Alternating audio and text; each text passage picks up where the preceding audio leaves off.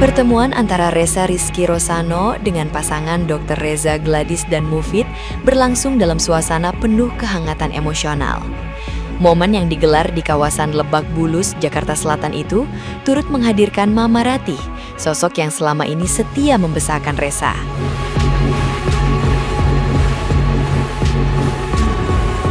Sejak awal perjumpaan, kedekatan terasa terbangun secara alami, menciptakan suasana yang jauh dari kesan formal. Interaksi singkat tersebut justru membuka ruang empati mendalam, terutama setelah Reza Gladys melihat langsung perjalanan hidup Reza yang syarat perjuangan, namun tetap dibalut semangat kuat.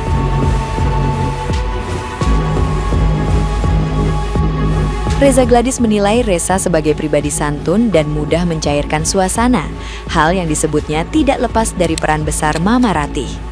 Mufid pun merasakan hal serupa, menyebut pertemuan itu terasa seperti pertemuan keluarga. Kehadiran anak-anak Reza Gladys dan Mufid yang datang atas keinginan sendiri semakin memperkuat ikatan emosional.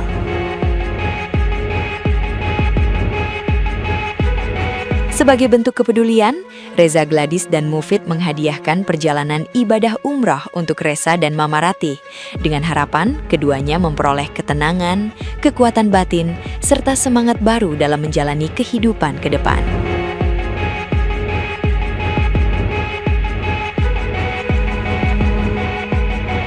Nah, gimana nih menurut netizen yang terhormat? Silahkan berkomentar ya. Mama udah lihat belum postingannya Mbak Sandi Purnamasari ya, yang akhirnya Reza dan Mama Ratih itu ya diajak kolaborasi juga sama MS Glow gitu ya. Pokoknya dibawa pokoknya untuk merawat diri, pokoknya kayak gitu deh. Terus si Reza juga kayaknya diajak kerja juga Mbak Sandi Purnamasari untuk live apa segala macem ya. Rezeki itu gak ketuker ya Mama ya, rezeki anak ya. Bener-bener apa yang kita tabur tuh kita tuai. Dari Mama Ratih juga yang bener-bener tulus gitu ngejaga Reza ya sebagai anaknya sendiri. Akhirnya diberi berkah oleh Allah Subhanahu Wa Taala tuh dia hasilnya tuh mendapatkan banyak job sekarang udah gitu. Terus ya pokoknya tuh jadi bahagia gitu loh ya, happy gitu. Pokoknya kita tuh ngeliat postingan tuh jadi kayak terharu, seneng gitu ya. Akhirnya alhamdulillah ya berkat suara-suara netizen juga yang ikut ngebantu, dan akhirnya banyak juga selebritis yang ngebantu juga yang menyuarakan hatinya ya. Dari TikToker terus jadi kayak pengusaha sekelas Mbak Sandi Purnamasari juga itu tuh tepat banget gitu loh.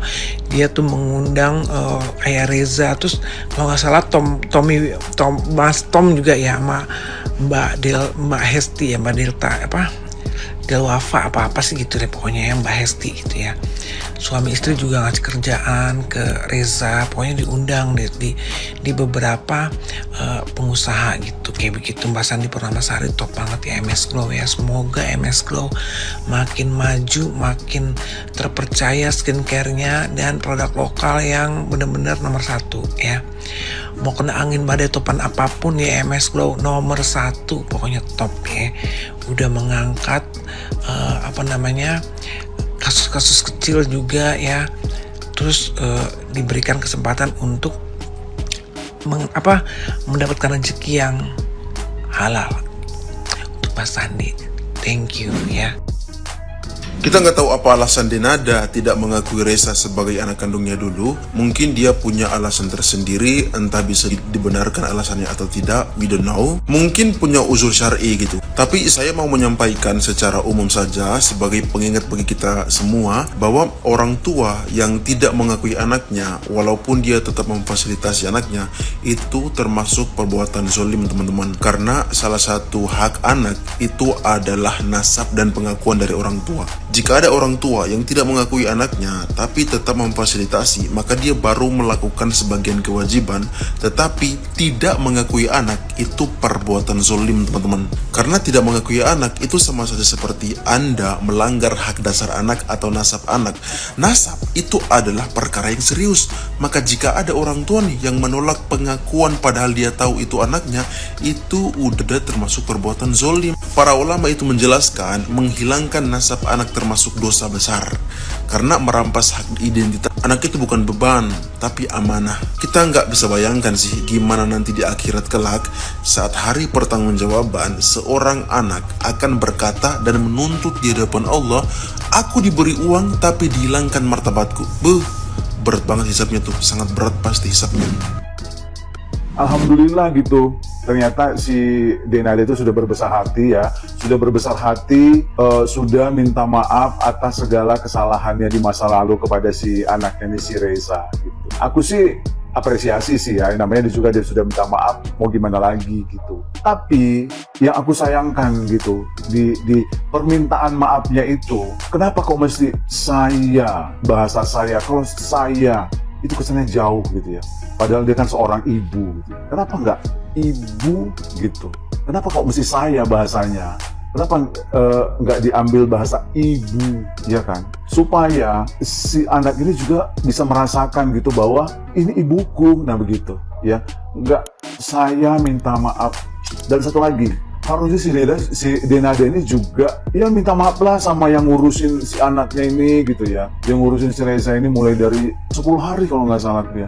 Di 10 hari sampai segede ini. Ya banyak aku lihat di podcastnya Densu itu yang nggak nyangka aja gitu. Denada ini ya termasuk idolaku juga ya, sewaktu muda-muda dulu gitu.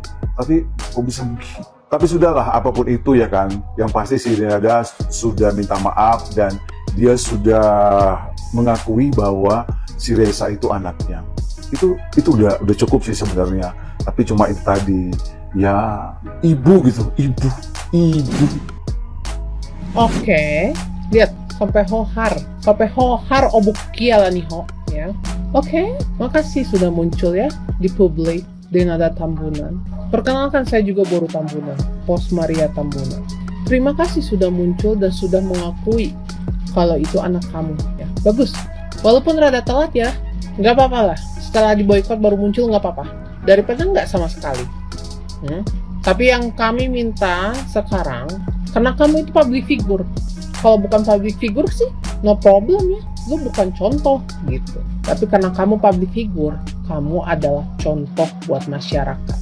Datangin anak kamu, rangkul dia, berikan haknya selama 24 tahun kamu tidak menafkahinya. Karena kalau ini anak di luar pernikahan, artinya itu tanggung jawab kamu ya.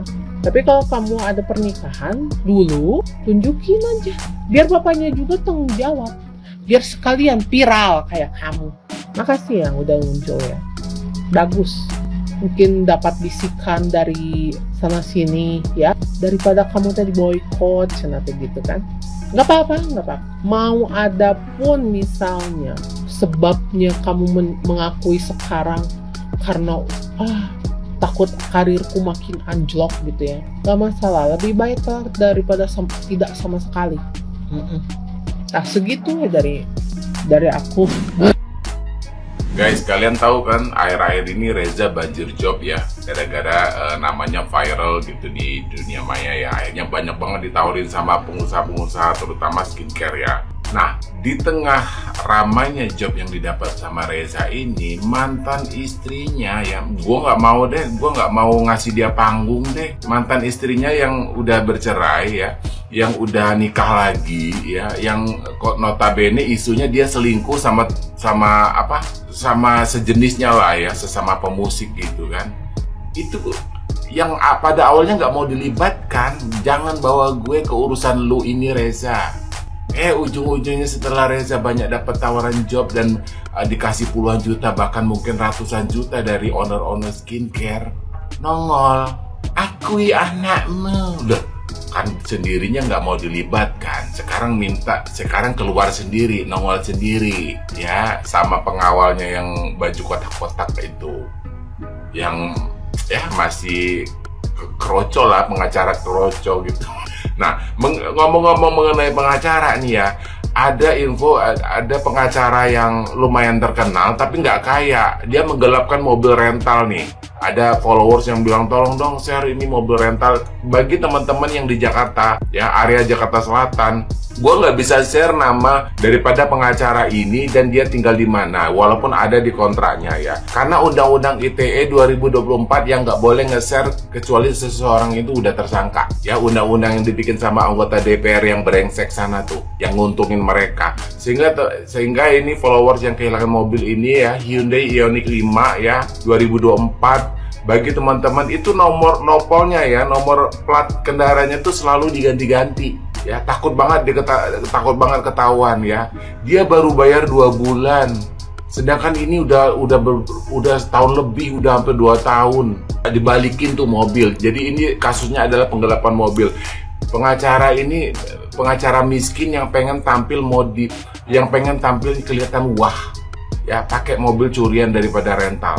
Tolong ya pengacara itu ya, gue nggak mau sebut nama, gue udah tahu nama lo, tapi tolong balikin mobil daripada rental ini ya.